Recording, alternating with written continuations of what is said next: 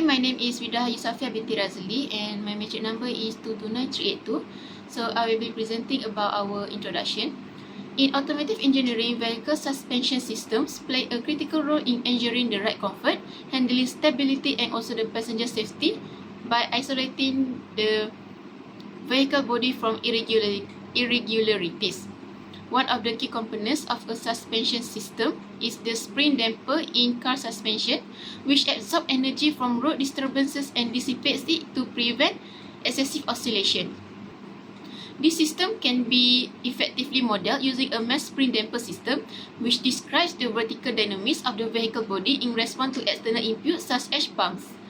And a common engineering approach to study the suspension behavior is the quarter car model, which simplifies the vehicle into a single wheel assembly and a portion of the car body mass.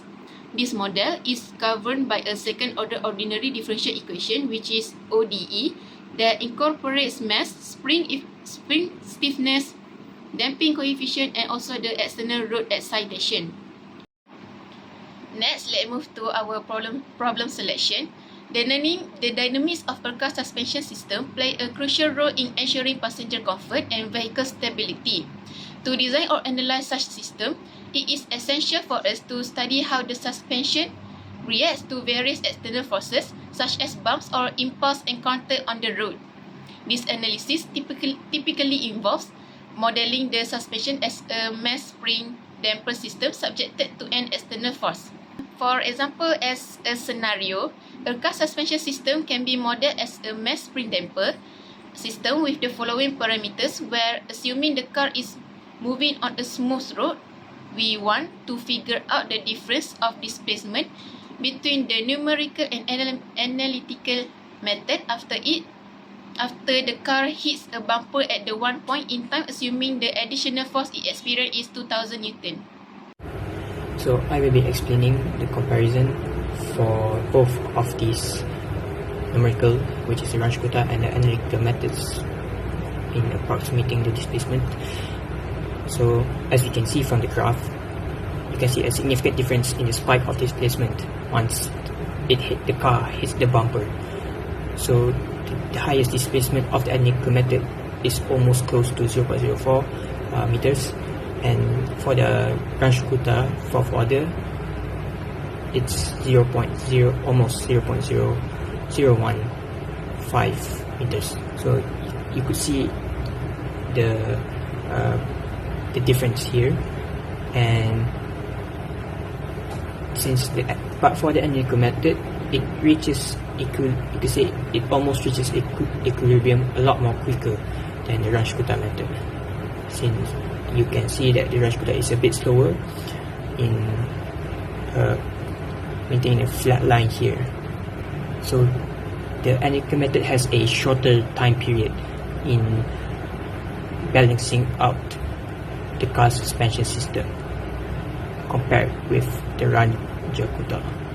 So I will be explaining the numerical solution, which is implementing the Runge-Kutta to approximate the displacement of a car body from equilibrium using a car suspension system, which we will relate with the equation of a mass spring damping system. So from the equation, we have the m, which is mass, times the acceleration, plus the c, damping coefficient, times velocity, plus the k, which is the spring constant, times displacement, and which is equals to the force. Since the equation is a second order ordinary differential equation, we have to simplify it into first order differential equations, which means we have two equations that we need to use. So we can assume that y1 is the displacement, and to get y2 we need to differentiate y1 to get the velocity. So these are the two equations that we will use. So when we want to implement the Runge-Kutta, but thing is, if we want to implement the Runge-Kutta for the velocity, we need the acceleration. So we just use the equation above and then arrange the equation using arranging the other variables to the left hand side, and then just leaving the acceleration to the right hand side. So we will use that as y3. Once we have all that equations, we want the independent variables. So for the independent variables for both of these, we just need to use the velocity to find the displacement and the acceleration to find the velocity.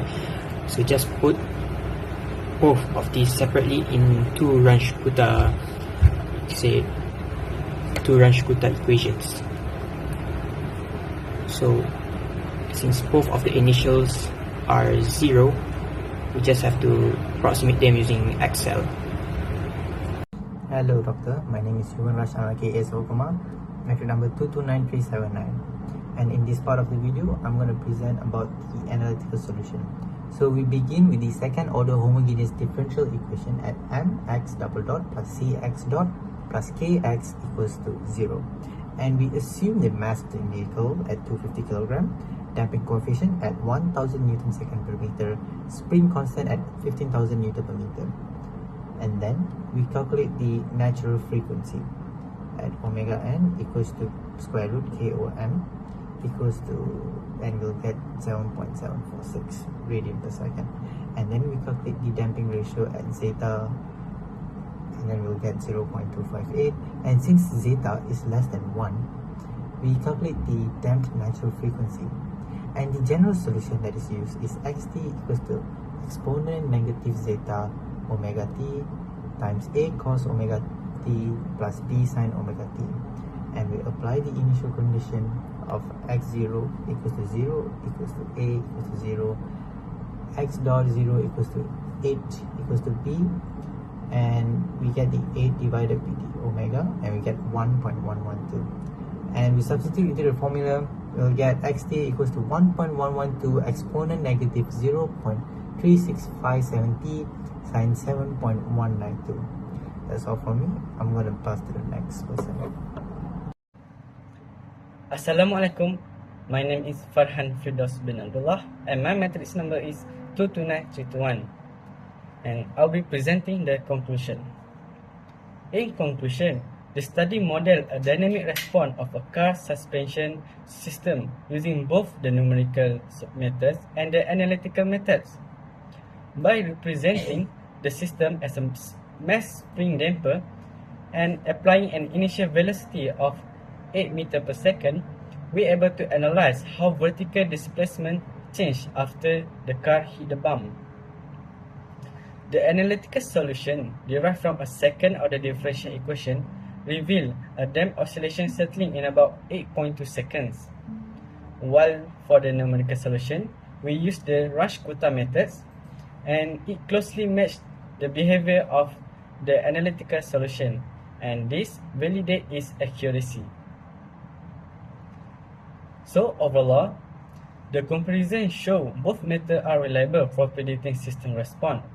While analytical solution offer precision in simple cases, numerical methods are essential for more complex scenarios and highlighting their complementary value in engineering analysis. And that's all from us. Thank you.